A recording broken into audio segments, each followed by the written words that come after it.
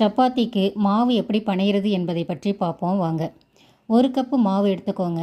அதற்கு தேவையான உப்பு போட்டுக்கோங்க. கொஞ்சம் கொஞ்சமாக தண்ணீர் ஊற்றி கலந்துக்கோங்க. மாவில் எண்ணெய் ஊற்றக்கூடாது. எண்ணெய் ஊற்றாமல் உப்பும் தண்ணியும் மட்டுமே போட்டு கொஞ்சம் கொஞ்சமாக தண்ணி ஊற்றி நல்லா பனைஞ்சிக்கோங்க. பனைஞ்சிக்கிட்டு மாவு எல்லாம் ஒன்று திரண்டு வர்ற மாதிரி பனைஞ்சிக்கோங்க. எல்லாம் சுற்றி சுற்றி நல்லா ஒன்று திரண்டு வர்ற மாதிரி பனைஞ்சிக்கிட்டு, பனைஞ்சதுக்கு பிற்பாடு அதில் 1 ஸ்பூன் எண்ணெய் ஊற்றி நல்லா பனைஞ்சிக்கோங்க. எண்ணெய் ஊற்றுனதுக்கு பிற்பாடு தான் நல்லா அழுத்தி பனையணும். நல்லா அழுத்தி பனையிறப்ப கையிலையும் ஒட்டக்கூடாது, பாத்திரத்துலேயும் மாவு ஒட்டக்கூடாது. அந்த மாதிரி நல்லா அழுத்தி பனைஞ்சிக்கோங்க. சப்பாத்திக்கு சைடிஷ் பண்ணுற வரைக்கும் இந்த மாவை தட்டு போட்டு மூடி வச்சுடுங்க. அவ்வளோதான். சப்பாத்தி மாவை சப்பாத்தி கட்டையால் அடித்து ஊற வைக்கணுங்கிற தேவையே இல்லை.